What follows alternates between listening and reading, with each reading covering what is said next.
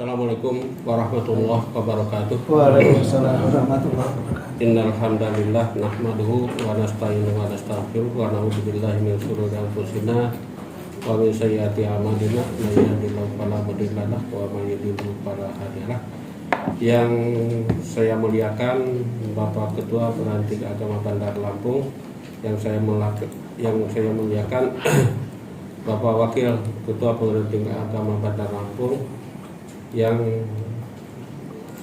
saya muliakan rekan-rekan hakim tinggi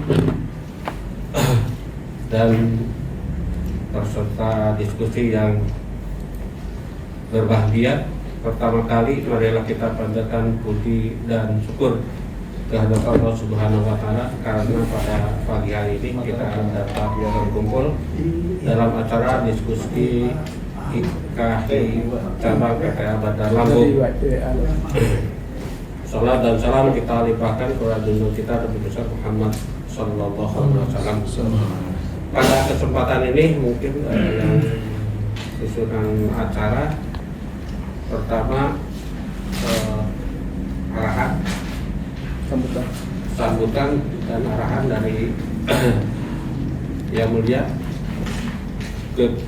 Bapak Ketua Pengadilan Tinggi Agama Bandar Lampung. Untuk itu waktu dan tempat kami persilakan. Terima kasih. Bismillahirrahmanirrahim. Assalamualaikum warahmatullahi wabarakatuh. Waalaikumsalam warahmatullahi wabarakatuh.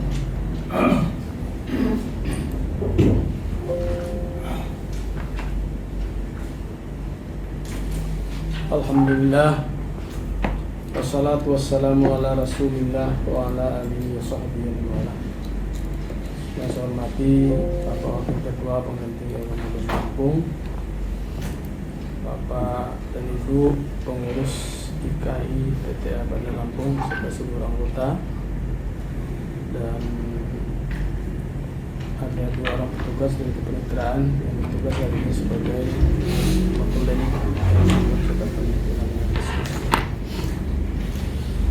Alhamdulillah, akhirnya apa yang kita tunggu-tunggu datang juga ya.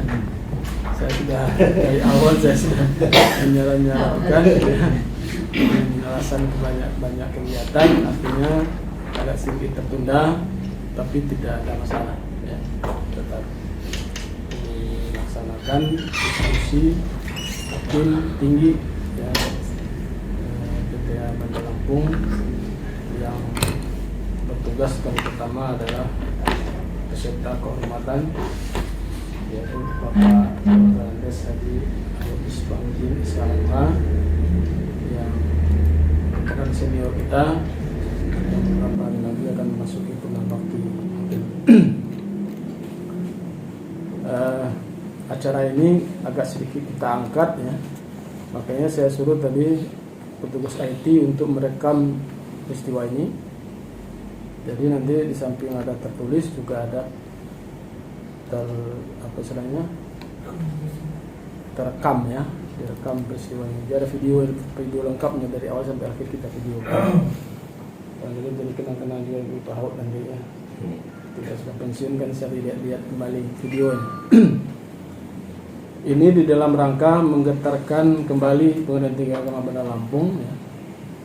Dari awal kita sudah ulang-ulangi bahwa tidak ada jalan lain bagi kita sebagai seorang hakim untuk mengasah pisau, menajamkan pisau kita, kecuali kita harus membiasakan berdiskusi, biasa bertukar pikiran.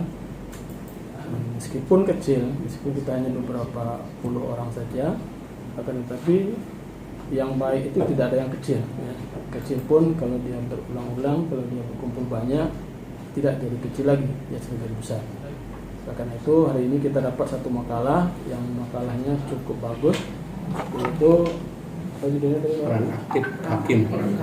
Peran aktif hakim dalam menentukan beban pembuktian. Ini sangat penting ya, berkaitan dengan bagaimana caranya majelis hakim berdiskusi. Saya mau nanti diskusi berikutnya nanti akan kita live streamingkan dengan PA-PA. Kalau perlu bukan cuma PA di daerah kita aja, barangkali teman-teman lain di daerah lain yang mau ikut juga Oleh karena itu barangkali nanti waktunya kita sesuaikan dengan waktu ketika diperkirakan mereka sudah selesai sidang. Misalnya jam 2 atau jam 3 gitu. Kita diskusi 1 jam sehingga mereka bisa punya waktu untuk mengikuti kita. Kalau jam-jam seperti ini kan mereka diPA-kan pada sibuk semua. Atau kita cari hari Jumat atau hari apa sehingga bisa melibatkan orang banyak. Jadi kita berdiskusi bukan cuma bermanfaat untuk kita tetapi juga bagi orang-orang lain yang berminat untuk itu. Dan saya pikir tenaga IT kita siap membantu ya Arif ya dan teman-teman ya. Kira itu. Terima kasih kepada Pak Ahud dalam kesibukannya masih menyempatkan untuk menulis makalah dan siap-siap bagi teman-teman yang diperkirakan akan cepat meninggalkan PTH Lampung ya. Dan kita itu ada 2 orang lagi kemarin Pak Anang dengan Bu Lela ya. Ya siap-siap bikin makalahnya sehingga meskipun seandainya makalahnya sudah jadi tapi sudah terlanjur pindah tidak apa-apa nanti kita zoom ya. Misalnya Pak Anang misalnya dari Jayapura misalnya bisa jadi mengerti Pak subuh hari atau di Babel gitu ya atau di mana gitu yang dekat-dekat lah gitu. Nah kan kita bisa zoom sekarang tidak ada masalah dimanapun sekarang kita tidak ada masalah. Jadi meskipun sudah tidak bukan anggota penuh lagi ya tapi masih bisa dianggap sebagai anggota kehormatan di KHBTA Bandar Lampung termasuk Bu Lela ya juga siap makalahnya. Insya Allah nanti tetap akan kita diskusikan meskipun dari jarak jauh tidak apa-apa. Selamat berdiskusi dan mudah-mudahan ini adalah awal yang baik ya bagi kita bersama untuk membuat kenang-kenangan kita selama kita di PTH Bandar Lampung ini. Legasi yang baik. Ya man sanna sannatan hasanatan falahu ajruha wa ajru man amila biha. Selamat berdiskusi dan terima kasih kepada IKHI yang barangkali nanti ada snacknya atau apanya ya. Insyaallah. Selamat, terima kasih. Dan nanti Pak Sony tadi sudah minta izin sama saya, beliau ini lagi antrian dari rumah sakit tadi. Barangkali tidak sampai selesai, sebenarnya tidak apa-apa, yang penting Bapak sudah ikut. Ya, kira-kira pokok-pokoknya sudah mendengarkan, setelah itu silakan Bapak izin. Billahi taufiq wal hidayah. Assalamualaikum warahmatullahi wabarakatuh. Waalaikumsalam warahmatullahi wabarakatuh. Terima kasih kepada Yang Mulia Pak Ketua Perguruan Tinggi Agama Bandar Lampung yang telah menyampaikan sambutan dan arahannya. Selanjutnya pemaparan makalah ini mungkin waktu 15 menit dan sisanya nanti pelaksanaan diskusi ini 1 jam. Pemaparan 15 menit, kemudian waktu 5 menit kita diskusi dan tanya jawab. Untuk pemaparan makalah ini akan disampaikan oleh Bapak Dr. Arnas Haji Ahud Misbahuddin SHMH. Kami persilakan kepada beliau untuk menyampaikan pemaparan makalahnya. Waktu dan tempat kami persilakan. 15 menit. Bikin makalahnya 2 bulan ini. Harus 15 menit. Selesai. Assalamualaikum warahmatullahi wabarakatuh. Alhamdulillahirabbil alamin. Wassalatu wassalamu ala asyrofil anbiya'i wal mursalin wa ala alihi washabihi ajmain. Yang sama-sama kita muliakan Bapak Ketua Perguruan Tinggi Agama Bandar Lampung beserta Bapak Wakil selaku pelindung ya kalau IKHI ya. Pelindung IKHI cabang PTH Bandar Lampung. Bapak-bapak dan ibu-ibu anggota IKHI serta ya, ada beberapa orang dari kepaniteraan yaitu Ibu Ida sama Pak Edi, dan tetap selalu mendampingi kita kalau ada kegiatan pengantin baru Arif dan Hansa. Oh iya. Saya waktu ada rapat di sini ya IKHI itu bagian ujungnya saja. Begitu saya duduk, katanya Pak Ahmad bagian pertama. Jadi tidak tahu apa preambul obrolan itu. Ternyata ada diskusi, katanya diperkirakan saya bakal lebih dahulu meninggalkan Bandar Lampung karena pensiun, jadi didahulukan untuk menyampaikan diskusi. Ternyata ada yang lebih dahulu keluar, nampaknya itu Bu Dr. Laila ini. Harusnya saya nanti aja, saya bulan Oktober lah, kata saya makalahnya. Jangan, kata mau pensiun ya.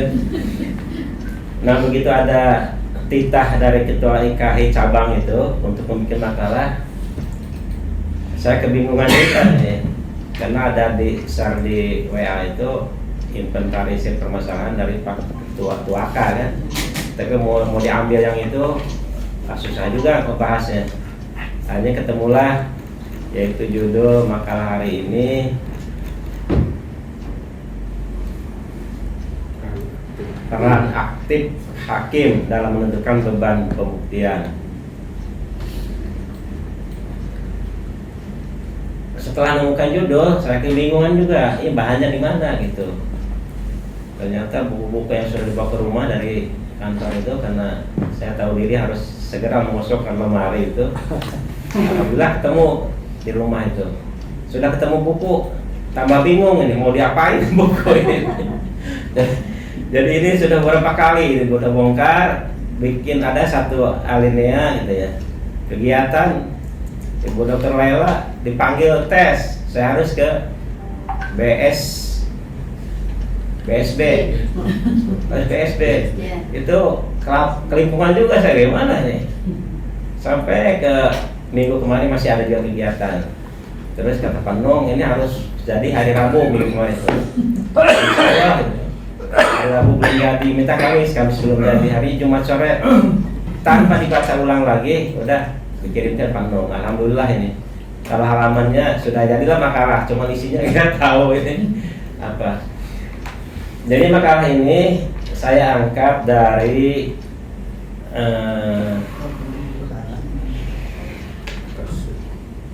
kok malah ngilang ya, gimana?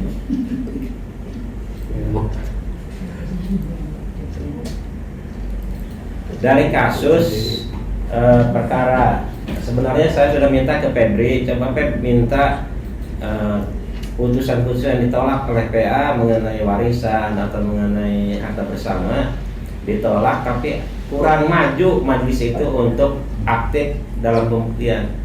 Karena kalau tidak lebih maju lagi, tidak aktif hakim itu jelas pihak penggugat, dan kebanyakan itu dari si istri tidak memperoleh harta bersama itu. Dengan dalil kata suaminya, ini warisan dari orang tua saya. Itu untuk memberikan sebagai harta warisan tidak bisa juga, karena majelis membebankan pembuktian kepada si penggugat, kepada pihak istri. Dalam makalah ini adalah kasus gugatan harta bersama yang diajukan oleh mantan istri kepada mantan suaminya. Kemudian dalam gugatan itu, singkat ceritanya, dibantah oleh pihak suami. Ini bukan harta bersama antara saya dengan penggugat, tapi ini adalah merupakan harta bawaan saya dengan mantan istri yang pertama. Majelis hakim hanya membebani pembuktian kepada pihak penggugat. Mana kalau ini bukti sebagai harta bersama antara penggugat dengan tergugat? Kata si istri, buktinya di mantan suami saya, surat-surat dikuasai oleh dia. Kemudian si istri juga sudah minta kepada hakim, cobalah perintahkan Pak Hakim supaya istri itu menunjukkan bukti yang kata dia kepada si suami bahwa surat-surat tersebut sedang digadaikan atau diagunkan di Pegadaian. Itu dalam duduk perkara, jadi bukan di bank, di Pegadaian. Kemudian majelis juga secara lisan sudah merintahkan kepada suami, coba tunjukkan. Nggak bisa Pak, ini sedang di Pegadaian. Karena si suami tidak bisa menunjukkan itu dan si istri tidak bisa membuktikan bahwa itu sebagai hal bersama, akhirnya ditolak gugatan si istri tersebut. Dalam tingkat banding, karena banding si istri mengajukan banding, majelis hakim banding menggunakan pasal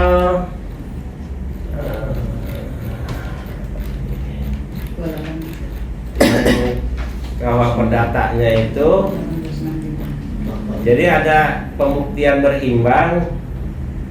Di samping RBG juga dia hakim itu mendasarkan sebagaimana dalam berita acara sudah ada sebenarnya, yaitu pasal 1886 KUH PDT yang berbunyi dalam setiap tingkat suatu perkara masing-masing pihak dapat meminta kepada hakim supaya pihak lawannya diperintahkan menyerahkan surat-surat yang menjadi kepunyaan bersama dan seterusnya. Sebenarnya pasal yang digunakan baik RBG maupun KUH Perdata sama antara hakim tingkat pertama dengan hakim banding itu. Cuman dalam menerapkannya ini yang beda itu. Kalau majelis hakim tingkat banding beristinbat bahwa si pihak tergugatlah yang harus membuktikan bahwa harta bersama itu yang digugat itu merupakan harta bersama antara tergugat dengan mantan istrinya atau merupakan harta bawaan. Sedangkan hakim tingkat pertama bahwa si penggugatlah yang harus membuktikan bahwa itu harta bersama antara penggugat dengan tergugat. Dan memang dalam keseharian pun dalam pembuktian itu bahwa para pihak dalam agenda pembuktian itu kepada penggugat mana bukti-buktinya, apa yang bisa dibuktikan, surat-surat, mulai saksi. Begitu juga pihak tergugat mana bukti-buktinya, surat-surat, saksi. Jadi hakim tidak mengarahkan sejak ada duplik itu memberikan pengarahan pada pihak coba buktikan poin 1, 2, 3 dan seterusnya kepada siapa dan yang ditujukan. Tapi secara umum saja menerima bukti penggugat, menerima bukti dari pihak tergugat. Padahal menurut sistem yang lebih sekarang sudah dikembangkan juga oleh Mahkamah Agung, hendaklah dalam pembuktian itu dibikin putusan sela apa-apa yang harus dibuktikan dan siapa-siapa yang harus membuktikan itu. Sebagai kesimpulan dari perkara ini, saya bacakanlah secara lengkap. Pertama, hukum acara perdata beban pembuktian secara umum sudah diatur dalam pasal 283 RBG dan pasal 1865 KUH Perdata. Namun dalam penerapannya masih terdapat adanya perbedaan. Perbedaan tersebut tidak lepas dari ketelitian hakim untuk menilai bukti yang diajukan oleh pihak yang berperkara dan keterampilan dalam membagi beban pembuktian. Kesimpulan kedua, untuk mewujudkan keadilan bagi pihak yang berperkara dalam penerapan pasal 1886 KUH PDT, hakim karena jabatannya harus aktif untuk memerintahkan pihak yang seharusnya menunjukkan bukti surat yang ada dalam penguasaannya. Dan ketiga, untuk mewujudkan asas penyelenggaraan kekuasaan kehakiman peradilan yang sederhana, cepat dan biaya ringan, perintah pembuatan pembuktian harus dituangkan dalam putusan sela. Itulah Pak Moderator, paparan singkat kurang dari 15 menit makalah yang berjudul peran hakim dalam menentukan beban pembuktian. Dan sebagai penutup, saya mohon maaf sekali lagi, makalah ini memang saya sendiri sudah baca diulang-ulang. Kalau mau ada yang dibongkar lagi nanti susah itu, nyusunnya gimana lagi itu. Jadi sudahlah, biar yang ada ini mungkin nanti dari tim di IKH ini bisa menyempurnakan atau mengisi makalah yang berjudul peran aktif hakim dalam menentukan beban pembuktian. Sekian, kurang lebihnya saya mohon maaf. Wassalamualaikum warahmatullahi wabarakatuh. Terima kasih kepada Bapak Dr. Radot Sati Anut Bismahudin SMH yang telah memaparkan makalahnya dengan judul peran aktif hakim dalam menentukan beban pembuktian. Untuk itu kita beri aplaus untuk beliau. Selanjutnya kita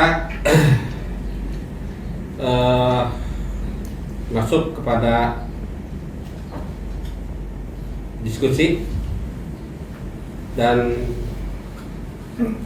pada kesempatan ini kami berikan terlebih pertama untuk 3 orang langsung atau langsung Bisa juga nanti kita harus ke sini ya. iya 3 orang dulu. Diskusi. 3 orang ini berikan pada 3 orang Pak Kim, Pak Elvin, Pak Anang. Pak Anang Enak dong. dengan Bu Rela yang mau meninggalkan Bandar Lampung. Utamakan.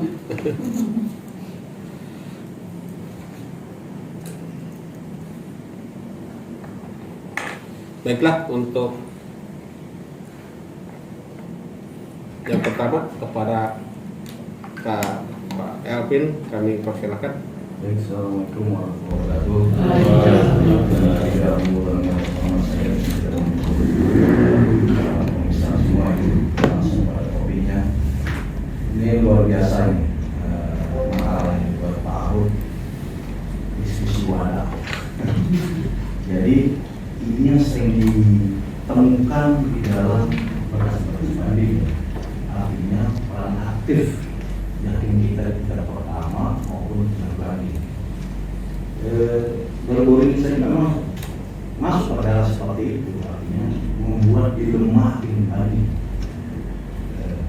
Pertama, terutama dalam sengketa bersama. Satu sisi kita diamanatkan oleh Mahkamah Agung untuk mengedepankan mengadili perempuan berkenan hukum. Artinya kebanyakan kasus yang terjadi sengketa bersama ketika si istri mengajukan gugatan dengan disebut tadi ternyata ada juga itu adalah bagian dari tulisan atau ada juga dalam bank. Nah, saya melihat begini, semestinya ketika hakim itu buntu memenuhi kasus itu, si perempuan tidak bisa memberikan alat bukti.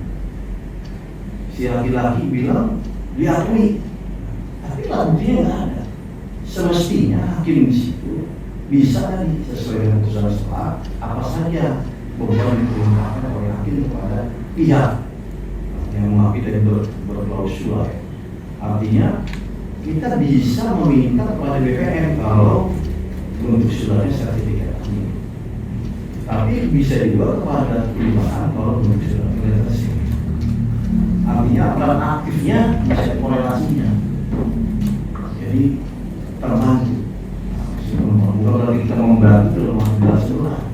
Ini udah jelas ada pengakuan lah harus sama. Itu tadi. Sekarang ketika ada di bank, ketika itu dijamin di bank, ternyata ada tuh jaminan banknya. Kan kelihatan di situ. Hakim itu bisa ketika si penggugat si perempuan ini maka istrinya tidak bisa membuktikan. Hakim bisa melihat di situ di akta perjanjian akta hutangnya itu, akta namanya akadnya di bank baik itu syariah maupun konvensional terlihat ada yang bisa tidak berbunyi. Nah, semestinya bisa ke situ juga untuk mengecek. Kalau kita kembang lebih jauh lagi, kalau kita melihat SEMA nomor 3 tahun 2018, mungkin perlu saya bacakan. Ini kita berkembang lebih dalam lagi. Objek sengketa yang masih menjadi jaminan hutang, objek sengketa tersebut mengandung sengketa kepemilikan akibat dengan kedua tidak ada seterusnya objek tersebut ternyata tidak boleh diterima. Kalau saya punya pandangan lain, di situ ada klausul di situ. Biasanya di bank itu ada klausul perpanjangan kredit sepanjang bisa untuk tambahan dapat kasih. Perempuan kasihan. Kalau kita tadi melihat SEMA nomor 3 Perma 2017 kemudian hukum. Tapi begitu melihat ada lagi SEMA nomor 2018 ketika itu dijaminkan tidak bisa ini, artinya perempuan tidak terlindungi. Makanya kalau saya bingung yang depan itu bisa diamankan bersama pada saat akan berakhir. Dan banyak orang perempuan kapan mau dapat hartanya, mau diperpanjang klausul ada saya baca klausul begitu. Makanya hakim itu aktif tadi bisa melihat ada perjanjiannya lebih dalam, dan perjanjiannya saya itu bisa menyatakan apabila itu bisa menyimpangi ya. Kalau kita berbicara istisna kan kita menyimpangi dari hal yang umum ya, dari kias kopi yang jelas, artinya ini peraturan yang jelas ya, makanya kita kalau yang lebih khusus untuk melindungi perempuan secara kebaikan sehingga dapat menyatakan hal bersama itu meskipun lebih mengutang baru berlaku apabila akan berakhir. Ini untuk menjaga agar tidak bisa dilakukan seketika. Nah, saya setuju masalah ini bagus para hakim. Terima kasih. Ya, terima kasih kepada Pak Ervin. Pada intinya masukan ya untuk perbaikan makalah ini terkaitan dengan perlindungan perempuan. Kemudian untuk yang nomor 2, Pak Anang. Baik, terima kasih. Assalamualaikum warahmatullahi wabarakatuh. Kata penghormatan, saya ikutkan kepada yang terdahulu untuk memanfaatkan waktu. Alhamdulillah pada Kakanda Kang Aruf Minister Arufin yang telah memberikan makalahnya dengan sangat bagus, dan ini sangat bermanfaat karena menyangkut tentang praktek atau praktek yang berasal di pengadilan agama tingkat pertama yang kadang-kadang kita sampai sekarang masih mendapatkan dari hasil yang disampaikan oleh para pihak. Saya baru membacanya juga permasalahan ini yang disampaikan oleh panitia tadi atau pengurus IKAHI. Namun walaupun demikian dapat diambil suatu pemahaman bahwa dari makalah tersebut yaitu menyangkut tentang peran hakim di dalam mengadili suatu perkara, bahwa di dalam hukum acara atau beracara di pengadilan itu ada asas audiat alteram, artinya hakim mendengar dari kedua belah pihak. Asas tersebut juga adanya keseimbangan, bahwa di dalam mengadili suatu perkara itu tidak boleh menggunakan politik belah bambu, dalam arti yang satu dipijak, yang satu diangkat. Itu yang biasa disampaikan oleh Pak Yahya Harahap, bahwa kita itu harus ada keseimbangan atau menyeimbangkan antara pihak-pihak yang berperkara. Walaupun di dalam sebagaimana disampaikan tadi dalam perma adanya kekhususan untuk menyikapi perempuan di persidangan, tetapi di dalam pelaksanaannya tetap asas ini, atas keseimbangan ini harus tetap dilaksanakan. Jadi adil antara keduanya, bukan dan maksud perma pun bukan berarti untuk adanya diskriminasi bagi perempuan, bukan, tapi karena pada kenyataannya biasanya yang pihak perempuan lebih kurang di dalam pelayanannya. Dengan demikian asas tersebut harus tetap dilaksanakan. Yang kedua, bahwa di dalam pelaksanaan penyelesaian perkara yang menyangkut perkara perdata, sikap hakim itu adalah pasif intinya. Jadi pasif bukan berarti kita tidak bukan kepada pihak. Pasif di dalam hal berbeda dengan hakim pidana. Jadi tidak bisa juga terlalu aktif, tetapi harus juga mengupayakan untuk lancarnya persidangan. Kemudian kadang-kadang kawan-kawan di tingkat pertama yang masuk ke pengadilan tinggi baik banding ataupun ini dalam pelaksanaan itu yang mungkin inilah yang disampaikan oleh Pak Kang Ahud ini, dalam arti ketika para pihak menyampaikan beban, ketika dibebani pembuktian harus juga bisa mengarahkan, jangan sampai semua bukti masuk ke situ. Jadi dari awal bagusnya ada hakim-hakim atau ketika ketua majelis itu mengarahkan bahwa yang harus dikedepankan menjadi alat bukti itu yang sekiranya relevan dan ada korelasi dengan yang akan dibuktikan. Jangan sampai setumpuk bukti-bukti yang disampaikan tetapi tidak ada korelasinya dengan perkara yang dibuktikan. Itu mungkin perlu juga disampaikan dalam hal untuk kesetaraan. Yang penting adalah keseimbangan antara pihak penggugat dengan tergugat. Itu yang pertama. Yang kedua, mungkin ini ada usulan dari saya untuk di dalam hal untuk penyempurnaan makalah ini, yaitu tentang asas beban pembuktian. membawa pengalihan kepada para pihak. Ada buku yang diterbitkan oleh Mahkamah Agung, yaitu ini mungkin kalau Pak Wakil lebih tahu, Pak Wakil biasa di Litbang. Kalau di Litbang yang paling terkenal adalah adanya buku penyelesaian perkara dengan putusan sela yang dikarang oleh Eliana Tansa. Nah itu Ibu Eliana Tansa itu sangat menarik, mungkin ini bisa nanti disertakan. Dari kutip buku ini. Wah itu hal lebih dikemukakan, karena itulah dari dulu zaman Hensah Sahlani dengan Pak Juli itu selalu diungkap-ungkap, karena memang disitulah beban pembuktian itu apakah mau pakai putusan sela ataupun cukup ditunjuk di dalam berita acara. Nah, itu saat itu. Dengan demikian ini adalah akan menjadi kesempurnaan dalam ini. Yang terakhir, barangkali ini untuk kesempurnaan ini adalah tentang bagaimana sikap hakim di dalam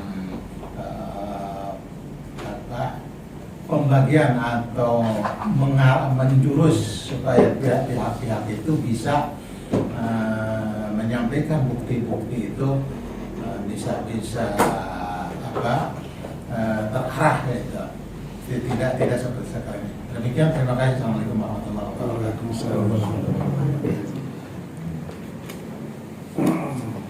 Terima kasih. Ini juga masukan juga ini dari Pak Anang. Ada 1, 2, 3, 4 poin. Baiklah, untuk memang pelaku yang ketiga Ibu Laila. Terima kasih. Assalamualaikum warahmatullahi wabarakatuh. Waalaikumsalam. Bapak Ketua dan seluruh anggota peserta diskusi pada pagi hari ini yang dirahmati Allah. Saya agaknya juga seirama dengan pendapat kawan-kawan. Saya merasa apa yang diangkat ini sangat menarik, karena dalam kenyataan ini sering kita temukan. Jadi beberapa kali terjadi tidak jelas kepada siapa beban bukti diletakkan. Itu sering terjadi, tidak jelas. Kalau ini sebenarnya sudah mau meletakkan bukti di T, tapi kesimpulannya ternyata kembali kepada beban bukti pada P di tingkat pertama. Ini yang sering terjadi, justru tidak jelas ini beban bukti pada siapa. Saya pernah menemukan, dan itu masuk dalam catatan temuan berkas waktu di PTA Kaltim. Kalau nanti diungkap tidak bisa. Itu banyak sekali. Kemudian khusus untuk sengketa harta bersama, saya sebenarnya persoalan ini juga menjadi persoalan yang saya angkat dalam disertasi saya. Jadi judulnya konstruksi pembagian beban pembuktian dalam penyelesaian sengketa harta bersama. Karena memang dalam sengketa harta bersama ini spesifik berbeda dengan perkara sengketa ekonomi pada umumnya. Kenapa? Karena suami istri yang membangun kehidupan rumah tangga itu bukan dalam rangka mencari keuntungan secara ekonomis, sehingga dia tidak bersiap diri dengan bukti-bukti yang apabila nanti suatu saat ada sengketa itu dijadikan sebagai bukti yang diajukan di pengadilan. Beda kalau orang melakukan akad jual beli, akad sewa menyewa, mereka perjanjian dilakukan secara tertulis dan bukti-bukti sudah disiapkan secara lengkap. Oleh karena itu saya juga sependapat dengan apa yang disampaikan oleh pemakalah. Harusnya memang hakim melakukan peran aktifnya dalam pembagian beban pembuktian. Sebenarnya tugas hakim memang pada siapa ini beban bukti dibebankan, itu adalah hakim. Dan secara aksiologi pembuktian itu bertujuan untuk mendapatkan kebenaran terhadap peristiwa, jadi atau hak yang diajukan kepada hakim. Oleh karena itu meletakkan beban bukti sebenarnya memberikan kunci. Kalau hakim salah membebankan kunci ini, maka sulit kebenaran itu bisa dibuka. Ini secara aksiologi kalau kita bicara secara filosofis gitu. Oleh karena itu kalau yang saya bahasakan, karena dalam teori lebih sering itu memang siapa yang mendalilkan dia memang yang harus membuktikan. Itu hukum asalnya. Siapa yang mendalilkan dia harus membuktikan. Karena penggugat memang mendalilkan bahwa dia memiliki harta bersama dengan tergugat, memang beban bukti ada di P. Nah, kalau kemudian ditinjau dari pasal 1886 sebenarnya menghendaki kemungkinan masih bisa terbuka ada pembalikan beban pembuktian yang semula secara umum harusnya kepada P, tapi dalam kondisi tertentu bisa dibebankan kepada T. Nah inilah kalau saya menyorotinya di sisi itu. Jadi sebenarnya membuka kemungkinan adanya pembalikan beban pembuktian yang dalam bahasa umum disebut dengan pembuktian terbalik ya. Tapi saya lebih setuju dengan istilah pembalikan beban pembuktian karena yang dibalik bukan buktinya, yang dibalik adalah bebannya. Jadi pembalikan beban pembuktian di sini paling tidak yang harus penggugat itu hanya dibebani bukti permulaan lah. Gitu. Nah selanjutnya penggugat bisa minta kepada majelis hakim agar bukti dibebankan kepada T karena secara nyata harta tersebut berada dalam penguasaan T serta di atas nama T misalnya seperti itu. Maka kemudian hakim bisa membalikkan beban pembuktian T yang harus membuktikan.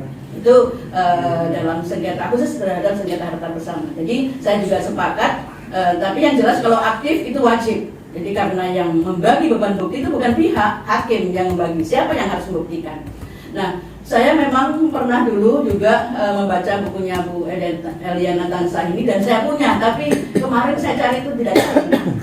Saya merasa wah ini akhir-akhir ini semakin sering peradilan tingkat pertama tidak sekedar tidak jelas sebagai pembuktiannya, bahkan bukti-bukti tidak dianalisis. Ini perkara yang sudah kita tangani sekarang ini sampai memori bandingnya keberatan pembanding karena bukti-bukti dari dia tidak dipertimbangkan, tidak ada pertimbangan bukti sama sekali. Nah kalau hanya menyocokkan pasal, saya kira anak lulus SMA juga bisa kan pasal 105 huruf A, anak yang belum mumayyiz 12 tahun itu ada di ibunya, ya menyocokkan pasal sekarang harus disayangkan dengan ibunya. Ya, itu gampang saya kira. Yang paling sulit kan menganalisis buktinya. Sebenarnya siapa yang paling cocok sebagai pengasuh. Nah demikian juga dengan harta bersama. Harta bersama kemungkinan ada waris, kemungkinan ada hibah, kemungkinan ada harta bawaan. Itu tidak mudah untuk membuktikan karena memang sejatinya pasangan suami istri ini hidup berumah tangga bukan untuk mencari keuntungan ekonomis. Sehingga ini kurang diantisipasi. Oleh karena itu dalam sengketa harta bersama ini hakim harus lebih bijak dan bahkan saya mengusulkan tadi di dalam disertasi saya itu ada semacam pembalikan beban pembuktian dengan cara meminta kepada hakim dulu baru kemudian hakim menjatuhkan putusan selah. Nah memang seperti dalam bukunya Eliana Tansa ini segala sesuatu sikap hakim itu harus dalam putusan selah. Tapi di era sekarang ini, mohon maaf, justru era sekarang ini malah tidak seperti itu. Bahkan ketika PS saja, saya dalam satu diskusi waktu di Jawa Timur, saya itu aliran yang harus ada putusan selah. Tapi ternyata teman-teman nggak perlu putusan selah. Nah seperti itu, PS itu tidak perlu. Padahal saya bilang kalau PS atas permintaan pihak bagaimana? Yang gitu ya, kan harus dijawab. Yang itu berarti kan butuh-butuh itu katanya tetap nggak perlu putusan selah. Nah ini aliran sekarang itu seperti itu. Apalagi bukti, saya belum pernah membaca berkas tingkat pertama pembebanan bukti dengan putusan selah. Nah jadi saya sangat setuju kalau apalagi menurut saya yang perlu putusan selah paling tidak terhadap hal-hal yang di luar kebiasaan. Kalau cerai masih P, nggak ada itu nggak masalah. Tapi kalau sengketa harta bersama, sengketa waris yang memungkinkan menurut majelis itu harus dibebankan kepada T, maka dalam posisi seperti inilah paling tidak pembebanan bukti itu harus dibuat putusan selah. Menurut saya seperti itu dan saya sangat respect terhadap apa yang ditulis oleh makalah kali ini. Saya kira sangat sejalan dengan apa yang juga merupakan cita-cita pribadi saya pada saat menulis disertasi karena kita cenderung dalam pembuktian perdata ini adalah kebenaran formal sehingga kita cenderung juga hanya terpaku pada prosedural. Jadi pokoknya P ya sudah, nggak ada kemungkinan untuk diserahkan kepada T. Ini yang harus kita mungkin perlu sosialisasikan lebih detail lagi dan kalau perlu ini bagaimana suara pendapat seperti ini menggema se-Nusantara sehingga di tempat-tempat lain pun juga memikirkan hal ini karena kenyataannya di tingkat pertama sering terabaikan. Saya kira itu, terima kasih. Assalamualaikum warahmatullahi wabarakatuh. Terima kasih kepada Bu Lula yang telah menyampaikan masukannya, terutama dalam beban pembuktian ini. Satu, hakim harus aktif dalam menganalisis beban pembuktian. Kemudian hakim harus aktif dua dalam menentukan beban pembuktian dan ketiga adanya pembalikan beban pembuktian kepada pihak tergugat dan yang keempat dia hakim bisa menjatuhkan putusan sela dalam beban pembuktian ini. Itulah mungkin 3 pertanyaan.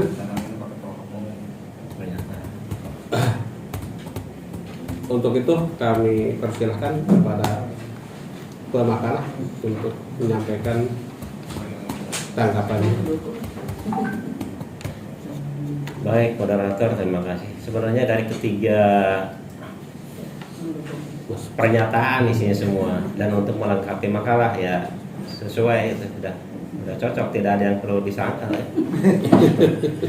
Bahkan saya minta nanti dalam penyempurnaan ini mungkin dari teman-teman berkas supaya kasus-kasus yang berkaitan ini lebih banyak gitu.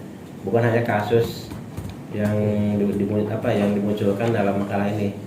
Jadi putusan-putusan yang lain sebagai memperkuat judul makalah ini supaya dimasukkan pula contoh-contohnya. Saya setuju dengan ketiga penanggap yang semuanya pernyataan untuk melengkapi makalah ini, tidak ada yang beda pendapat dengan saya. Itu aja. Terima kasih Bapak Ketua. Ada yang mau disampaikan? Yang lain dulu. Termin kedua. Kemudian kita buka termin kedua. 1 Bapak Nung, Pak Nemin, Pak Nemin. Ketiga Ibu Bukifah. Baiklah, untuk penanggap pertama Pak Nung kami persilakan. Assalamualaikum warahmatullahi wabarakatuh. Suara sudah serak-serak. serak basah. Serak basah. Jadi untuk apa namanya, penyampaian kehormatan sama dengan kawan-kawan tadi. Saya langsung kepada materi. Ini belum ada minum. Belum masih. Di dalam ini. Oh, ada di dalam. Yang pertama bahwa ada di. Belum aja. Lanjut. materi ini sangat penting sekali. Memang dalam proses persidangan itu dari mulai panggilan itu juga sangat menentukan. Kalau panggilannya keliru juga nanti berakibat hukum. Terkait dengan apa namanya tentang masalah pembangunan pembuktian, saya tadi mengikuti ini dari kawan-kawan yang menanggap terdahulu, dari mulai Pak Elvin, kemudian Pak Adriana dan Dr. Lela. Saya kira ini akan memperkaya makalah yang pertama ini. Dan atas nama pengurus IKAI saya katakan ini, saya lupa tadi menyampaikan terima kasih kepada Pak Ketua yang telah mendorong IKAI untuk ikut apa namanya mengembangkan keilmuan rekan-rekan hakim, Menggetarkan kembali. pengadilan hakim tinggi PTN Bandar Lampung. Dan ini walaupun terlambat ini bergetar juga. Dan materi yang pertama, dan ini merupakan untuk beliau Pak Haji Ahud, Materi kehormatan. materi kehormatan yang sebentar lagi akan memasuki masa-masa istirahat. Ini merupakan kenangan. Baik, selama-lamanya ya. Merupakan kenangan. Dan ya, merupakan kenangan insya Allah. Bahkan tadi Pak Ketua sampaikan ini harus di video Pak Ketua. Wah, saya katakan ini menjadi dokumen yang hidup nanti. Bukan hanya dokumen dalam kertas, tapi ini dokumen hidup nanti. Pak Ahud bisa kenangan terakhir. Terus. Itu dari segi itu saya berterima kasih Pak Ketua telah mendorong kita untuk mengaktifkan diskusi. Dan walaupun sudah pernah, tapi itu masih digabungkan dengan kawan-kawan dari daerah. Ini khusus hakim tinggi, kita melaksanakan diskusi dan ini merupakan yang pertama. Dari kawan-kawan tadi yang menyampaikan materi, saya ikut salut dan mohon dicatat oleh Pak Moderator ini, Bapak rekan-rekan penulis untuk menjadi tambahan memperkaya makalah yang tadi disampaikan. Sebetulnya ini agak berbeda dengan kasus ini, tapi barangkali ini untuk memperkaya juga yang terkait dengan masalah harta bersama. Beberapa kali saya mendapatkan kasus, jadi alat bukti yang dikemukakan oleh para pihak dalam hal ini oleh penggugat, seperti dalam kasus ini hanya menyampaikan saksi.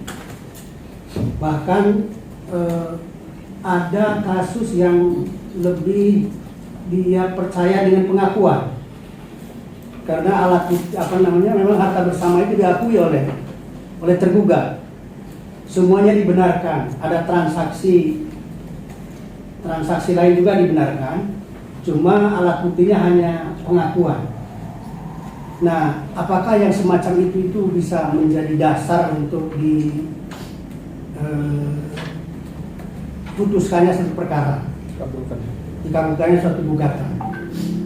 Tapi saya berasumsi nanti bagaimana diskusi, eksekusinya. Nah, barangkali ini untuk nanti memperkaya juga ini acara makalah ini. Jadi saya mengajukan pertanyaan seperti itu karena ada perkara yang karena diakui oleh kedua belah pihak sehingga dianggap cukup, akhirnya diputus. Dan nampaknya memang itu dikuatkan oleh tingkat banding dan akhirnya memang kelihatannya tidak kasasi. Saya tunggu-tunggu, nggak ada, berarti sudah dianggap selesai. Tapi ketika terjadi masalah yang saya perkirakan nanti kemungkinan eksekusinya ini kalau terjadi harus dieksekusi, kecuali kalau dilaksanakan secara sukarela mungkin ada masalah. Barangkali itu tambahan untuk alternatif yang terkait dengan masalah pembuktian itu. Sekalipun masalah pembuktian yang sudah sangat kita menjadi adagiumnya, yang tadi Pak Wakil bilang al-bayyinah alal mudda'i wal yamin alaman ankara. Artinya memang yang beban pembuktian pada awalnya dibebankan kepada penggugat yang mengaku. Seperti dalam kasus ini, si penggugat bahwa itu harta bersama, berarti dia harus membuktikan bahwa itu harta bersama. Sedangkan tergugat mengaku bahwa itu adalah harta bawaan dari istri yang dulu. Artinya dia harta itu diperoleh ketika dengan istri yang dulu, berarti itu harus pembuktian. Benarkah itu pengakuan itu? Sedangkan tadi yang disampaikan di Siti Lagu Ibu Dr. Naila bahwa ada pasal 1886 yang bisa membangkang pembuktian kembali.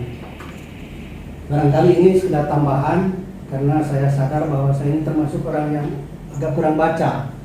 Jadi itu hanya sekedar ikut nimbrung saja. Terima kasih. Daripada diam terus ketua IKAI-nya.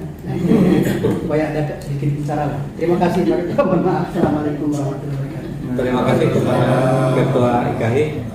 Pada intinya mungkin apakah dalam perkara harta cukup dengan bukti pengakuan tanpa bukti tertulis, karena nantinya menyangkut dalam pelaksanaan eksekusi.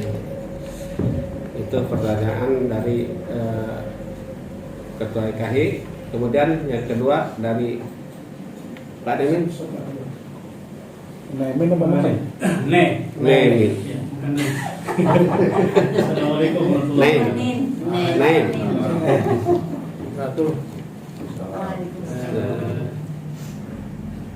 Menyampaikan langsung dari Jokowi. Terima kasih Pak Moderator. Saya dari makalah yang disampaikan oleh Pak pemakalah pada kesempatan ini di kesimpulan di bab 3 ini tentang kesimpulan.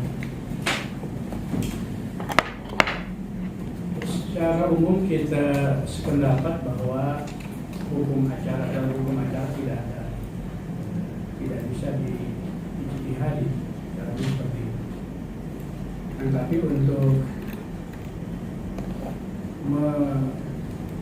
menemukan tentang fakta kebenaran fakta di persidangan dengan topik peran aktif hakim menentukan beban bukti ini, maka meskipun prinsip RP itu harus pasti berdasar dan ternyata tidak dianut lagi di Indonesia karena yang dianut oleh hakim dan yang aktif dan ini sudah maju sekali. Jadi saya menangkap bahwa meskipun hukum acara pada dasarnya tidak bisa diijtihadi, tapi melalui rumusan-rumusan kamar dan sema-sema yang menjadi petunjuk untuk kita lakukan dalam pekerjaan kita sebagai hakim dan juga mungkin unsur-unsur aparatur yang berkaitan dengan tugas kita.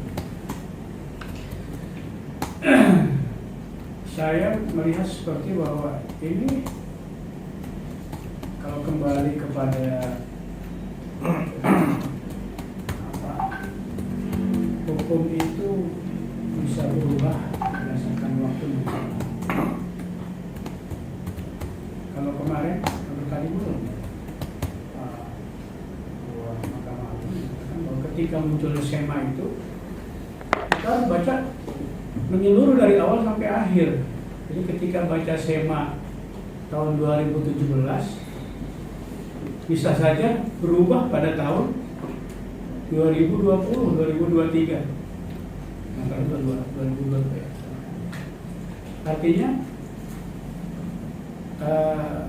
tagayur ahkam ditagayyur azinah wal amkinah itu ini dilakukan di Mahkamah Agung ini masih masalah. Sehingga kalau Ketua mengajak kita untuk menggetarkan kembali diskusi, ya saya sangat setuju. Walaupun mungkin tingkat intensitasnya jangan terlalu padat tuh. Susah juga kita baca putus sebagainya. Tapi itu sudah sesuai lah begitu. Nah, dari kesimpulan yang disampaikan pemakalan ini dan juga tadi menangkap dari teman-teman pembicara sebelumnya, saya itu tertarik dengan kesimpulan yang ketiga ini.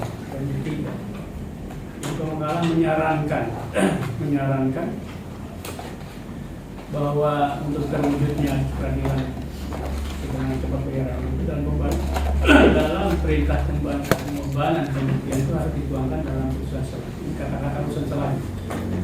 Saya juga pernah mengikuti satu diklat satu buku karena merah itu ada tipis ada tebal nggak ketemu di mana.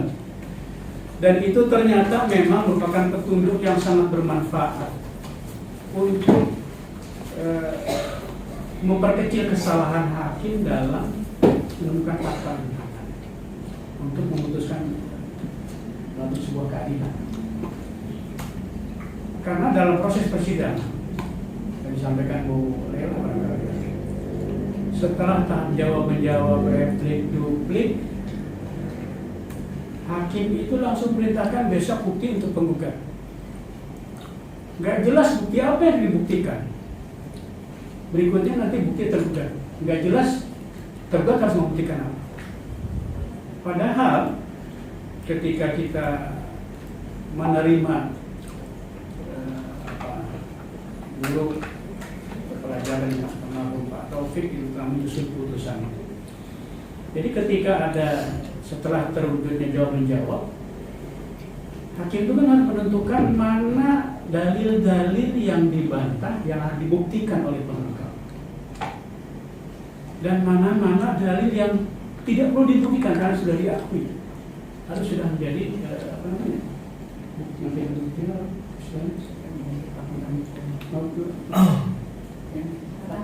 Nah, jadi karena itu tidak tergambar di dalam hukum, mana yang disangkal dibantah, mana yang disangkal, mana yang diakui, sehingga bisa jadi hakim itu nggak bisa menyatakan mana sebenarnya yang diambil, mana faktanya. Oleh karena itu, kesimpulan akhir nanti saya itu adalah saya sangat setuju dengan usulan pemakalah ini, usulan ketiga, termasuk teman-teman yang tadi, Pak Ana, Leha, bahwa pembeban pembuktian putusan selah akan pembuktian. Kenapa itu? Karena dari perkara-perkara yang kita tangani tingkat banding ini,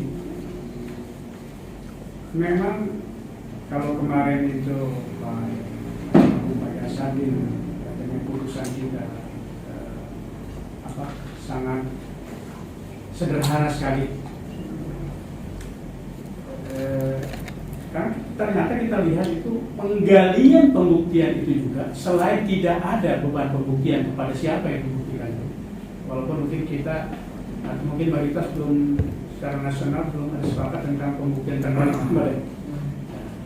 Tetapi kita sudah membaca beberapa putusan yang menyatakan bahwa meskipun pasal 285 jadi 286 itu tentang siapa yang mendalilkan tadi yang wajib membuktikan, boleh jadi harus dilihat siapa yang paling mudah, yang paling ringan untuk membuktikan itu, termasuk mungkin bukan tergugat pada tergugat.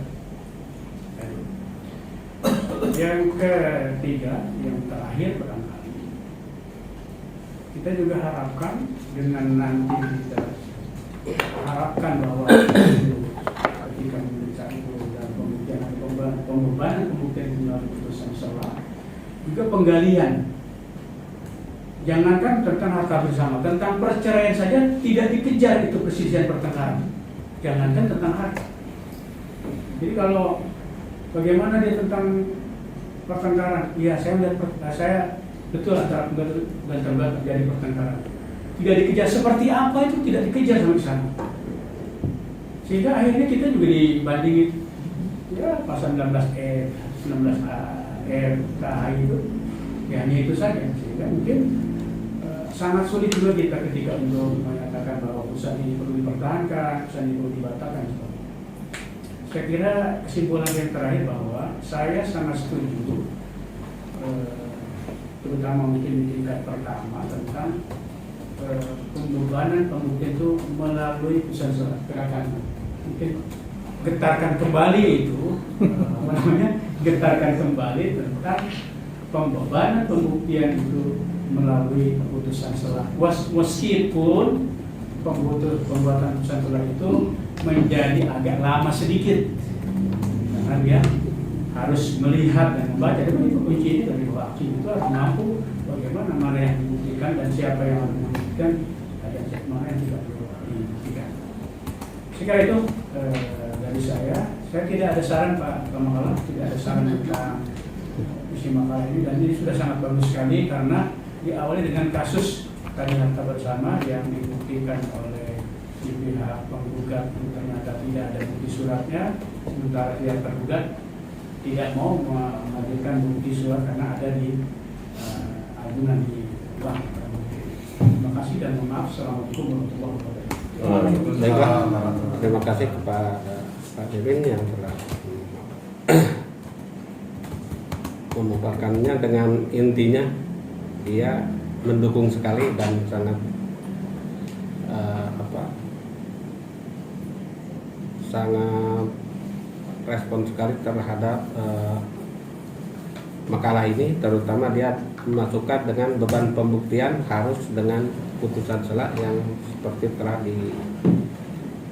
dikemukakan oleh Lela. Selanjutnya kami persilakan kepada Ibu untuk yang ketiga. Waktu dan tempat kami persilakan. Dipa.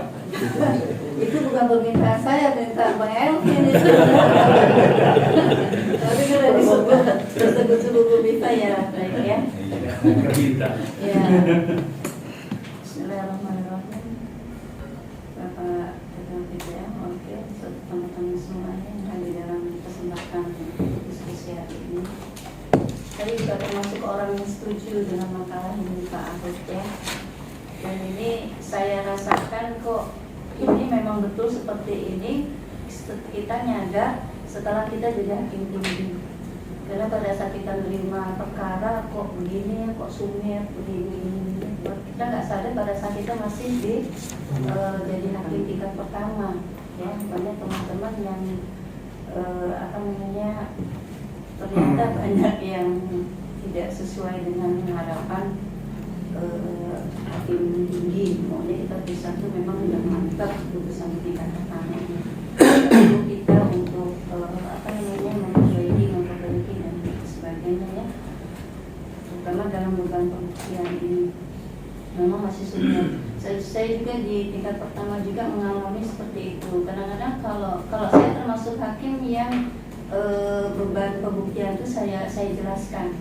Jadi harus dibuktikan ini, nanti kalau ini harus ini, meskipun tidak pakai putusan sela, karena saat itu memang tidak ada pakai putusan sela, tapi hanya diucapkan seperti itu, sehingga kita sendiri sebagai ketua majelis tidak kewalahan. Karena kalau dibiarkan begitu aja itu sampai numpuk, jadi yang nggak ada relevansinya dengan perkara, semua masuk ke surat-surat yang menurut dia perlu, tidak disortir, penting ada biar nanti hakim yang menyortir.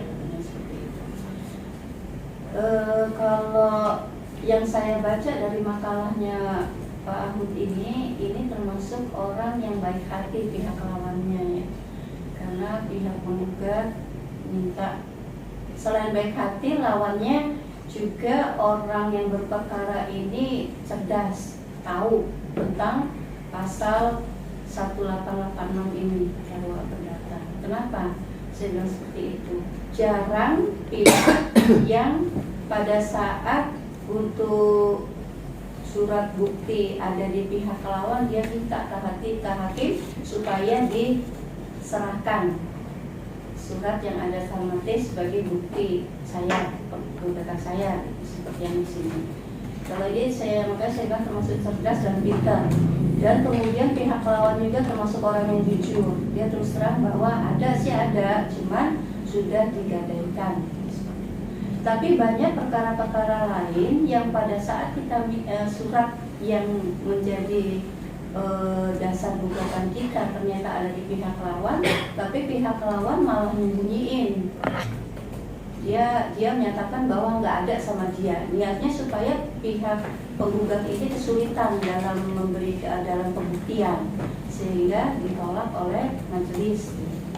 Nah sekarang saya bertanya, apakah ada jalan keluar bagi mereka yang punya posisi seperti ini?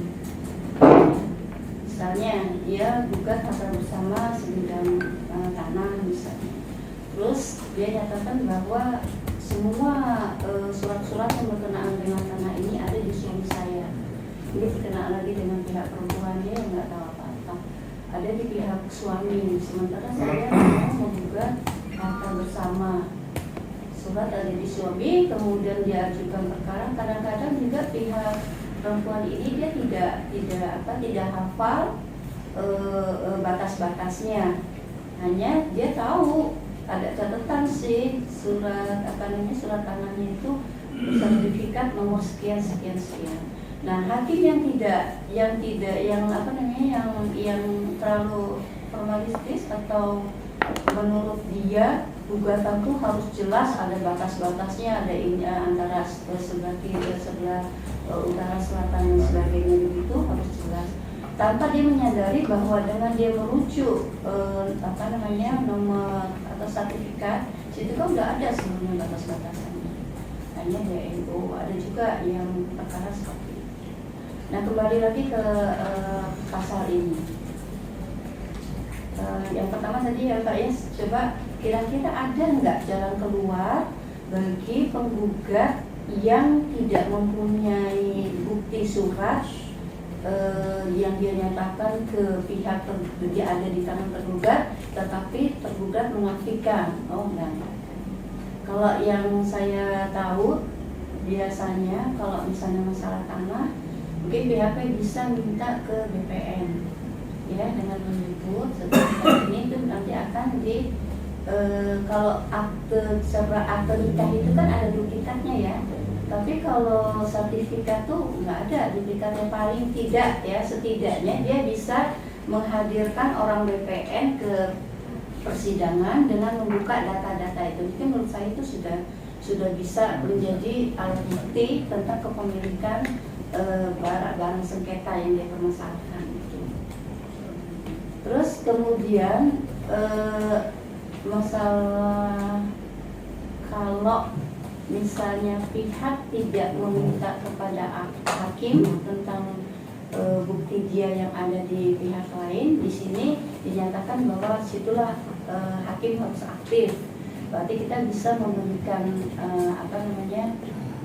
arahan-arahan atau semacam menggugah hati pihak lawan untuk terbuka, tidak ada yang ditutupi, karena majelis itu juga kita kan mencari kebenaran formil gitu kan. Jadi mungkin itu aja. Lanjutnya mungkin Pak Elvin yang menuju mau nambah. Terima kasih. Terima kasih kepada Ibu yang telah memberikan ini. Saya apa Ibu? Nggak kenal. Ibu ketua, jadi agak ragu juga. Ketua di rumah.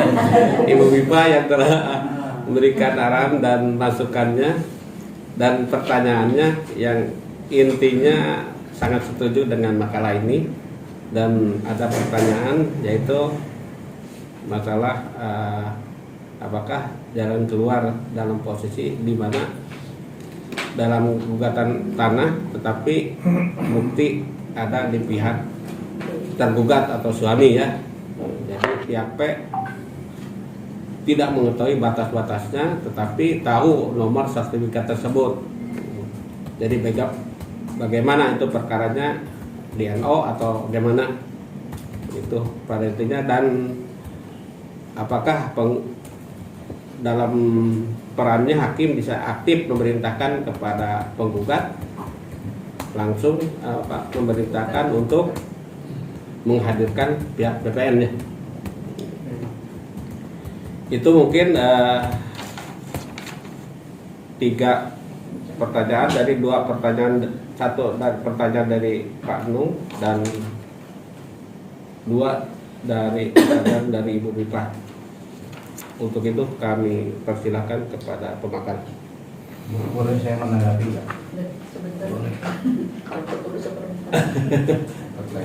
Ada waktu. Biar Ini sebetulnya waktu udah lebih 5 menit, tapi karena kita sama-sama untuk kita kan gitu, kita batasi sampai jam 10:30. Kalau Pak Narto bilang sesama teman bisa dinego.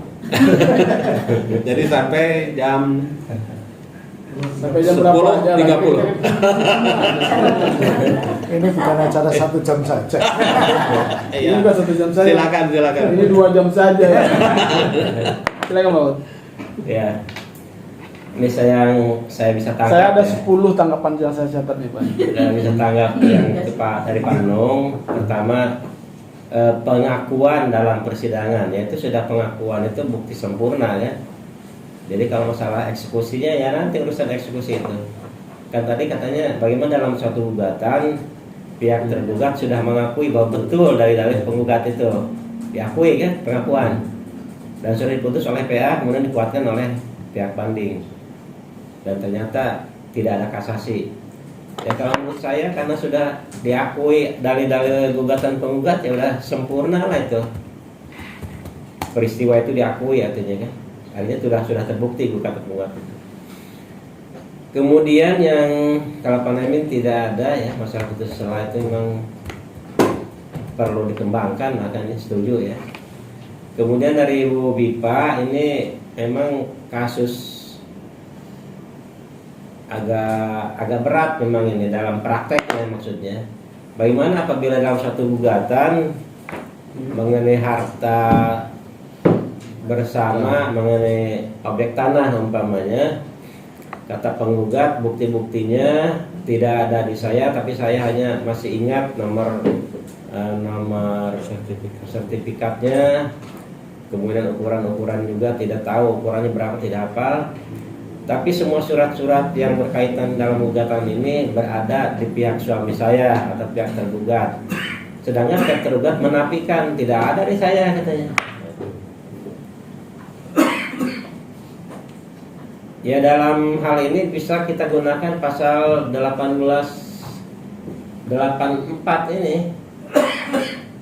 1886. Di situ kan ada perasanya, walaupun di sini kan dalam setiap tingkat suatu perkara masing-masing pihak dapat meminta, tapi ini tidak minta para pihak itu. Itu kecenderungan hakim apakah bisa tidak memerintahkan pada pihak tergugat. Kata tergugat berada di pihak tergugat, tapi pihak tergugat menyangkalnya. Saya tidak tahu menahu surat-surat itu katanya. Tapi nomor sertifikatnya tahu kan tergugat. Dalam hal ini saya cenderung pihak tergugat itu diperintahkan untuk menunjukkan bukti, walaupun dia tidak menyangkal saya tidak menguasai.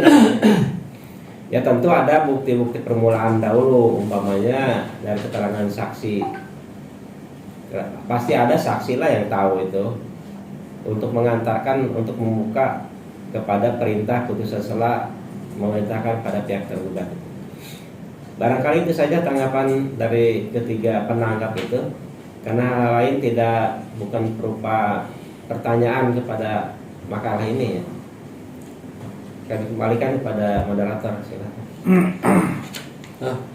Terima kasih kepada pemakalah. Kemudian nanti ada yang menambahkan. Saya belum Pak bicara. Pak Wakil. Tinggal saya yang belum dilihatnya. Ketua kan nanti penutupnya. Assalamualaikum warahmatullahi wabarakatuh. Waalaikumsalam warahmatullahi wabarakatuh. Alhamdulillah, yang terhormat Pak Ketua dan lain sebagainya semuanya saja. Langsung saja untuk menyingkat waktu, dari judul ini peran aktif hakim dalam menentukan beban pembuktian. Jadi memang untuk tingkat pertama dan tingkat banding, hakim itu adalah hidayah faksi. Artinya akan menemukan apa istilahnya kepastian dalunya itu. Apa sebenarnya faktanya, fakta-fakta hukum kan. Lah ini bisa, atau salah satunya adalah dengan pembuktian. Nah, sementara pembuktian itu banyak sekali teori-teori pembuktian. Di antaranya ada pengakuan, ada ini dan lain sebagainya. Ada persangkaan hakim dan lain sebagainya. Karena kita tahu bahwa tujuan hukum itu adalah untuk kepastian hukum, untuk kemanfaatan, dan untuk keadilan. Dan dari tiga itu yang harus ada itu adalah keadilan. Namanya aja pengadil. Oleh karena itu, walaupun tadi sudah banyak disebutkan, di antaranya juga disebutkan dalam fikih atau dalam asas itu bahwa al-bayyinatu lil mudda'i halal mudda'i wal yaminu ala man ankara. Kalau yang itu dipraktekkan itu ya sudah. Tapi pernyataannya, masalahnya ini harus menemukan itu tidak sekedar itu. Banyak ini. Saya cenderung untuk harta bersama ini tidak hanya pengakuan saja. Karena ini masalah kepemilikan. Karena pemilikan harus dibuktikan, tidak harus hanya pengakuan. Ya jangan-jangan nanti punya orang lain diaku-aku. Harus dibuktikan dulu bahwa ini harta bersama. Dan dalam harta bersama ini masing-masing mempunyai hak. Oleh karena itu saya cenderung pembuktiannya dalam pembuktian yang berimbang. Kalau bukan terbalik, saya berimbang. Jadi dua-duanya membuktikan. Karena dua-duanya memiliki harta bersama tersebut. Masing-masing separuh. Nah dalam kasus ini kalau tidak bisa pembuktiannya di sana tadi disebutkan tadi cerdas dan lain sebagainya, walaupun nggak meminta, itu peran hakim karena dalam rangka menggali hukum harus dibuktikan. Beban pembuktian yang mana? Perintahkan nggak apa-apa. Ya seperti tadi sudah sebutkan, kalau ini nggak di BPN kan jelas ada, nanti kalau perlu saksi ahli dipanggil tentang masalah itu, sehingga betul-betul pembuktiannya dalam menggali hukum itu betul-betul ada. Jadi menurut saya beban pembuktian hakim memberi beban pembuktian, menentukan pembuktian itu perlu peran aktifnya. Kalau enggak nanti enggak ketemu dan tujuan hukum tidak tercapai. Kemanfaatan, kepastian dan keadilan. Nah, ini menurut saya begitu. Saya tidak mengkritiki makalah ini karena bacanya baru aja di sini. Nah, oleh karena itu, itulah masukan yang mungkin bisa jadi beban perimbangan, dibebankan secara berimbang antara keduanya. Terima kasih. Assalamualaikum warahmatullahi wabarakatuh. Ya, terima kasih kepada Pak Wakil yang memberikan masukan yang pada intinya sebetulnya dia mengungkapkan beban pembuktian secara seimbang gitu. Dan selanjutnya kami persilakan. Saya lihat Pak Elvin dari tadi kira-kira Pak Elvin katanya. Ya, terima kasih. Nanti setelah Pak Elvin, Pak Ketua. Saya gatel juga, gatel nggak ngomong. Jadi apa yang ditekankan Pak Wakil saya lebih menukik Pak. Artinya perlu kita baca ya. Ini kasusnya Pak Nung yang dilontarkan dalam forum ini, artinya kasus diskusi. Ya. Perlu kita cermati nih pasal 16 Undang-Undang Pokok Agraria Nomor 5 1960. Bukti kepemilikan yang memiliki kepastian hukum tetap, maka tidak ada jawaban selain sertifikat. Ya kan? Ketika terjadi sengketa, pengakuan ya, dari T, dari P nggak bisa mengaku, terus saksi dukung. Lah jangan-jangan dia berkuali kong kali kong untuk menguasai objek. Satu. Terus apakah keluar di foto itu punya dia? Jangan-jangan dia juga ingin pamit menguasai. Makanya dibatasi oleh Undang-Undang Agraria. Disebutkan bahwa hak atas tanah meliputi hak milik, hak guna usaha, hak guna bangunan, hak pakai, hak sewa, hak guna tanah, dan hak mengumumasi hutan. Kemudian sebutin lagi pasal 3 Peraturan Menteri Pertanian Nomor 2 dan 62 ya. Petuk D adalah bukti permulaan untuk mendapatkan tanda bukti hak atas tanah secara juridis, yaitu sertifikat hak milik apabila tadi tanahnya bukan sertifikat. Kemudian juga legitimasi lagi dalam UU PA pasal 20 ayat 1. Hak milik adalah hak turun-temurun terkuat dan berpenuh yang dapat dipunyai oleh orang atas tanah. Artinya begini, ketika terjadi objek sengketa masalah tanah, kita tidak boleh mendasari pengakuan. Kita harus menggali. Makanya tadi saya setuju kasus ini, makalahnya peran aktif. Ketika nanti ada diborah di bank, dijaminkan, itu kan ada lihat akadnya di situ. Makanya kita putusan sholat, minta hadirkan. Bank boleh, BPN boleh. Bank mungkin bisa dilihat, oh ternyata ini Pak, yang disertifikan, yang dijaminkan seperti ini. Nah sekarang kita tingkatkan lagi. Hakim tinggi nih, bila lihat kasus di bawah seperti itu, bagaimana? Ya kita mau nggak mau bisa menerapkan peran aktif hakim. Putusan salah tadi.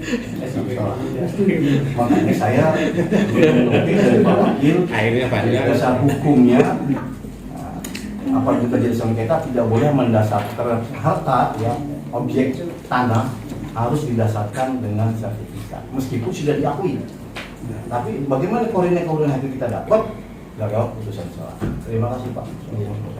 Ya, pada intinya Pak Elvin itu dalam harta ini mengacu kepada pasal 16 ya. Undang-Undang Agraria. Jadi hanya dibuktikan dengan sertifikat. Terima kasih kepada Pak Elvin. Selanjutnya kepada yang mulia kami Pak Ketua Kami persilahkan. Terima kasih. Assalamualaikum warahmatullahi wabarakatuh. Waalaikumsalam. Narasumber pembekalan dan peserta diskusi IKHI yang Lampung yang saya hormati. Saya punya catatan 12 angka. Udah nambah 2 tadi 10 ya. Iya, karena selalu tambah 2. Ada yang berkaitan dengan makalah, ada yang berkaitan dengan masalah yang dilempar oleh presentator. Yang pertama tentang penulisan makalah, ini perlu diperbaiki lagi ya, ada beberapa kata yang saya pandai penulisannya tidak sempurna. Halaman pertama itu ada 4 kata ya, nanti makalah ini akan disempurnakan oleh pemakalah, nanti akan disetor ke ketua IKHI dan setor soft copy-nya nanti akan kita insyaallah selesai nanti semuanya bertugas, nanti akan jadi satu buku nanti. Itu akan dicetak oleh IKHI nanti, IKHI yang akan cetak. Oleh karena itu pengetikannya pun juga harus bagus, karena itu ada beberapa catatan tentang pengetikannya. Yang kedua tentang harus ada keadilan di dalam mengeluarkan pembuktian. Tadi kan dipaparkan dalam makalah itu hakim PA hanya konsentrasi kepada beban pembuktian kepada penggugat, sementara hakim tinggi konsentrasi beban pembuktian hanya kepada tergugat saja. Tidak. Mestinya di dalam pertimbangan hukum itu harus ada keadilan di situ. Ya kan? Penggugat mendalilkan itu harta bersama, buktikan apa buktinya? Tergugat mendalilkan itu harta bawaan, apa buktinya? Ya kan? Nah, itulah nanti akan dinilai bukti siapa yang lebih kuat. Itulah keputusan. Dan ini saya kira tugas kita sebagai hakim tinggi, sebagai hakim binwasda ya, ketika turun ke daerah itu termasuk beban pembuktian kita, karena memang terasa sekali pertimbangan tentang beban bukti itu memang rata-rata sumir. Alasannya paling-paling karena banyaknya perkara yang mereka selesaikan. Tapi tetap mereka dituntut untuk mempertimbangkannya dengan adil. Ya. Pasal 283 RBG itu siapa yang mendalilkan suatu dalil atau menolak hak orang lain yang tadi itu wajib bukti. Jadi wajib bukti itu bisa kepada penggugat, bisa kepada tergugat. Oleh karena itu perlu dipertimbangkan. Kalau dalam kasusnya yang Pak Ahok ini, istri mendalilkan itu sekata itu adalah harta bersama, sedangkan suami mendalilkan itu harta bawaan. Permasalahannya penggugat itu, istri itu sebenarnya sudah menghadirkan bukti. Ada 3 orang saksi ya, 3 orang saksi yang diajukan oleh istri, tetapi oleh majelis tingkat pertama dipertimbangkan bahwa 3 orang saksi itu hanya sebagai bukti permulaan, karena kekuatan bukti saksi itu bebas. Jadi bebas itu dianggapnya tidak terbukti, tidak bisa membuktikan sesuatu. Bebas itu artinya kan hakim tidak terikat oleh saksi itu, tapi harus dipertimbangkan oleh hakim. Apakah ini masuk akal? Jangan-jangan ini saksinya ini orang yang biasa berbohong, atau saksi ini memberikan keterangan berbelit-belit yang diakal-akali atau bagaimana. Itu maksud bebas itu seperti itu. Tetapi ketika sudah dipertimbangkan bahwa itu memang benar, kesaksiannya itu benar dan bersesuaian 2 orang saksi, itu kekuatannya sama dengan kekuatan bukti yang lain gitu. Tidak bisa seperti yang dipertimbangkan oleh majelis tingkat pertama itu. Karena saksi itu, 3 orang saksi itu hanya bersifat saksi bebas, maka oleh karena itu ditolaklah gugatannya penggugat, kan begitu Pak. Ini termasuk hal yang harus kita binakan atau kita sampaikan kepada adik-adik kita di PA. Kemudian memang hakim itu harus aktif, tetapi hakim harus bersifat imparsial. Tidak boleh hakim itu terkesan memihak kepada salah satu, penggugat atau tergugat, perempuan atau laki-laki. Jadi oleh karena itu, seandainya toh seperti kasus ini, hakim tidak boleh sebaiknya menurut saya ya, jangan berbahasa begini. Nanti kamu datang nanti ke BPN, nanti minta ke sini. Nah, hakim bisa bersiasat di situ. Gitu, dia ujungnya sama. Kan itu tuh. Ini tuh sertifikatnya siapa yang mengeluarkan itu? Kan dia jawab nanti BPN Pak. Di BPN tuh kira-kira ada enggak itu anunya di situ? berkas-berkas di situ. Pasti ada lah Pak, nggak kayak gitu. Jadi artinya hakim itu harus cerdas di dalam mengolah kata untuk bersikap aktif itu. Karena memang secara umum hakim itu pasif berdata ya. Tapi boleh aktif dalam masalah membantu dalam hukum acara itu, tapi ya bahasanya tetap harus tidak boleh ada kesan memihak. Tetap harus imparsial. Tidak boleh melanggar azas imparsialitas. Dulu ya, seperti yang sampai informasi oleh Pak Anang tadi, dulu tuh ada kewajiban membuat putusan sela ketika mau menentukan beban pembuktian. Saya mengalami itu tahun 90-an tahun berapa itu. Tetapi setelah itu kayaknya kemungkinan karena di Jawa itu kan perkara orang banyak sekali. Kalau setiap beban pembuktian, setiap perkara itu kan pasti ada beban pembuktiannya. Kalau dia mutus 50 perkara satu hari, membuat pembuktian itu berapa? Waktu yang dihabiskannya itu. Oleh karena itu tidak ada lagi kewajiban membuat putusan sela itu. Tetapi tetap pasti harus ada pembicaraan antara majelis itu ketika mau membubarkan pembuktian. Jadi antara mereka itu kepada siapa yang membubarkan pembuktian itu harus didudukkan oleh mereka. Kenapa kita membubarkan kepada penggugat atau sebaliknya kenapa kita membubarkan kepada tergugat itu harus jelas dan itu dicatat dalam berita acara, gitu. Meskipun tidak dalam bentuk putusan sela. Dalam putusan sela itu kan memperpanjang masalah. Tetapi intinya adalah bahwa hakim harus mempertimbangkan bebanan pembuktian tersebut, meskipun tidak ada lagi kewajiban untuk putusan sela.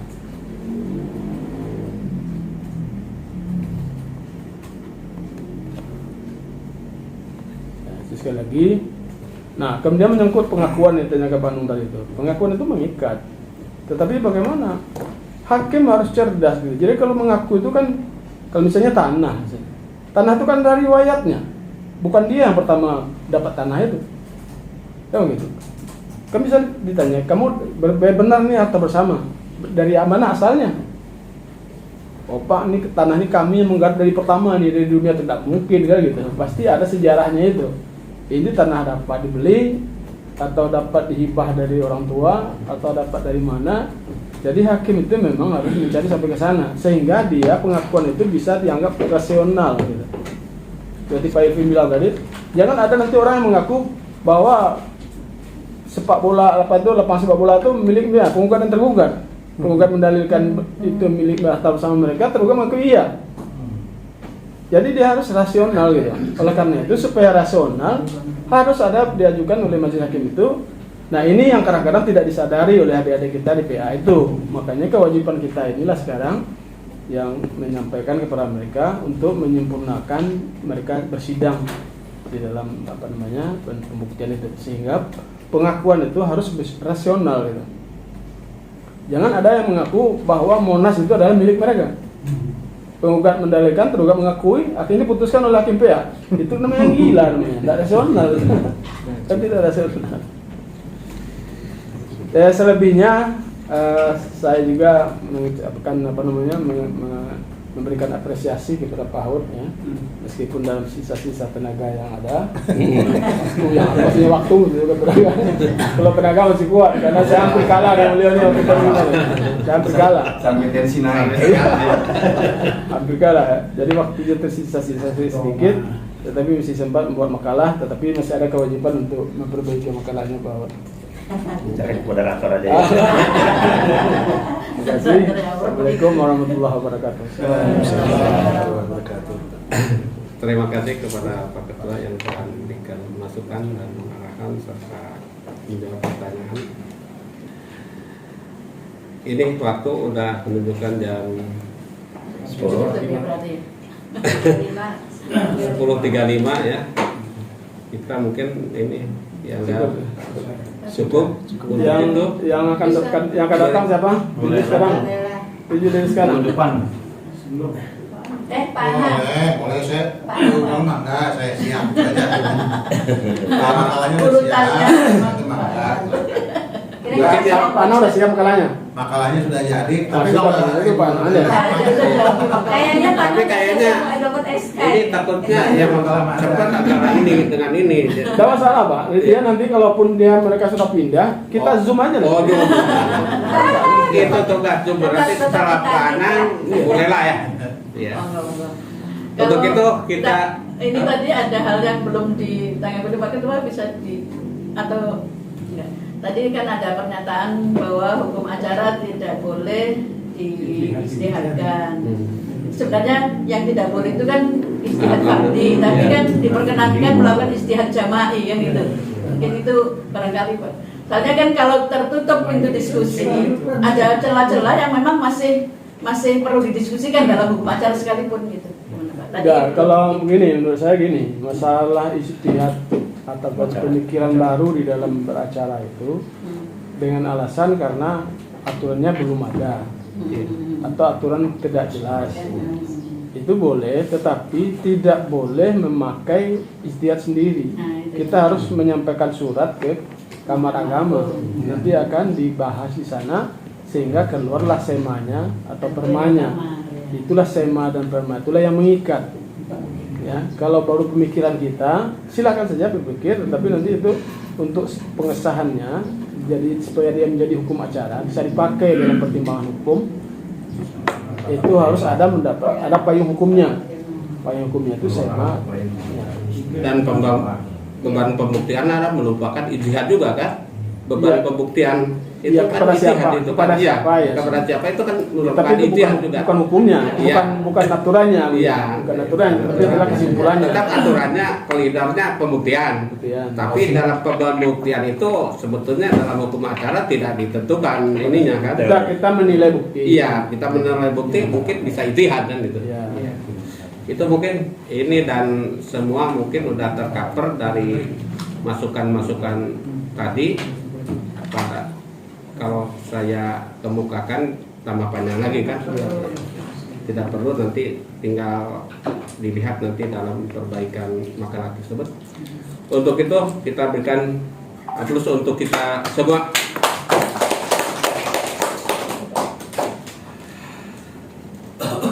Dan acara diskusi IKHI cabang Kerkabadar Lampung kita tutup dengan baca hamdalah.